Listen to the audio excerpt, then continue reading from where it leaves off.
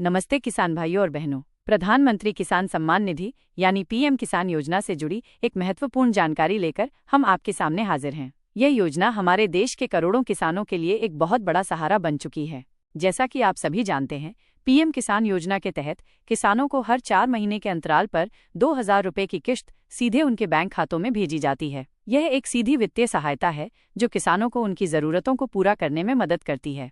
पिछली यानी 19वीं किश्त फरवरी 2025 में जारी की गई थी। उस किश्त के मिलने के बाद से ही हमारे किसान भाई बहन बेसब्री से अगली किश्त का इंतजार कर रहे हैं। आपके इस इंतजार को ध्यान में रखते हुए हम आपको 20वीं किश्त से जुड़ी संभावित जानकारी देने जा रहे हैं। पिछली किश्त फरवरी 2025 में जारी होने के बाद ये उम्मीद की जा रही है कि अगली यानी 20वीं किश्त जून 2025 में कभी भी जारी की जा सकती है। जी हाँ, आपने सही सुना, जून 2025 का महीना इस किश्त के लिए बेहद महत्वपूर्ण है।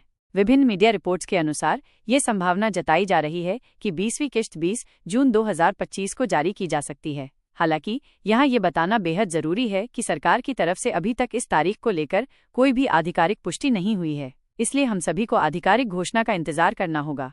किश्त पाने के लिए महत्वपूर्ण बातें। किश्त पाने के लिए कुछ महत्वपूर्ण बातें हैं जिनका आपको विशेष ध्यान रखना होगा। ये बातें आपकी किश्त समय पर मिलने के लिए बहुत जरूरी हैं। ई-केवाईसी ई-केवाईसी अनिवार्य। सबसे पहली और सबसे महत्वपूर्ण बात है ई-केवाईसी। जी हाँ, ई-केवाईसी अनिवार्य कर दिया गया है। अगर आपने अभी तक अपना ई-केवाईसी पूरा नहीं करवाया है तो इसे जल्द से जल्द करवा लें। बिना ई-केवाईसी के आपको किश्त नहीं मिलेगी। आप पीएम किसान पोर्टल, जिसकी वेबसाइट है pmkisan.gov.in का लिंक पर जाकर ऑनलाइन ई-केवाईसी कर सकते हैं। इसके अलावा आप अपने नज़दीकी जन सेवा केंद्र CSC पर जाकर बायोमेट्रिक सत्यापन भी करवा सकते हैं। यह प्रक्रिया बेहद सरल है और इसमें ज्यादा समय नहीं लगता।